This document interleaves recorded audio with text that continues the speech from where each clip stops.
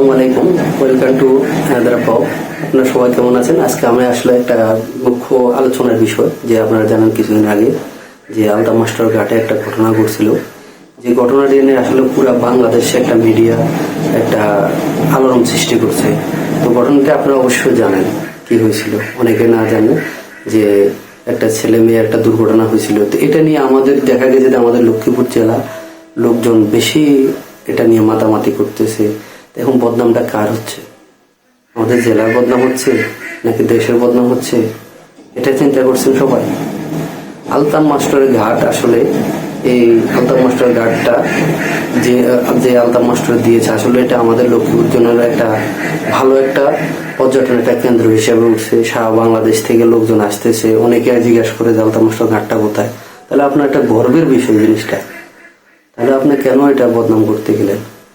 সবাই বদনাম করতেছে। আবার দেখতেছি মিডিয়া সেদিন যে কলাপাতার যে রেস্টুরেন্টের যে মালিক, ওনাকে একজন দেখলাম যে আমাদের টিভি চ্যানেলের লোক বলতেছে সেই আলতাফ মাস্টার ঘাটের যে কলাপাতা রেস্টুরেন্টের মালিক। তাহলে এভাবে তাকে একটা হয়রানি করে না? সে তো বলে না যে এই কাজটা করো বা এইভাবে করো, হয়তো হয়ে গেছে। আপনি একবার নিজ থেকে আপনার চিন্তা করেন, আপনি লাইফে কতটুকু সেফ থাকতে পারেন বা কতটুকু আপনি যে ভালো থাকতে পারেন, আপনি নিজের কতটুকু ভালো আছেন, এটা আপনি নিজে চিন্তা করেন। তাহলে আপনি কিভাবে আরেকজনকে যেভাবে হয়রানি করতে পারেন?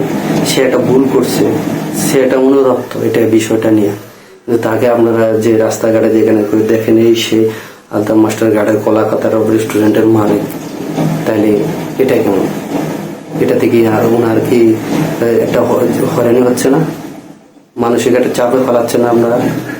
আসলে এগুলা না করে আমরা সবাই চিন্তা করি যে কিভাবে এই জিনিসটা থেকে আমরা বেরিয়ে আসতে পারি, ভবিষ্যতে যেন এই ধরনের ঘটনা না ঘটে, এটা নিয়ে চিন্তা করি যে কিভাবে এটা সলভ করা যায়।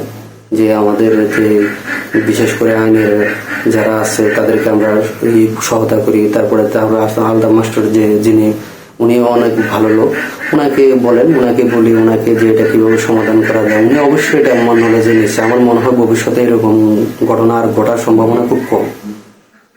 তো তাহলে আমরা কেন এগুলা বলতেছি? এগুলো বলে আমাদের এলাকার রায়পুরের সম্মান কমাতেছি, লক্ষ্মীপুরের সম্মান কমাতেছি কেন? মাস্টারের ঘাটের সম্মান কমাতেছি কেন? এগুলো করতে যাবো কেন? এটা আমাদের না, এটা তো আমাদের জন্যই নাকি?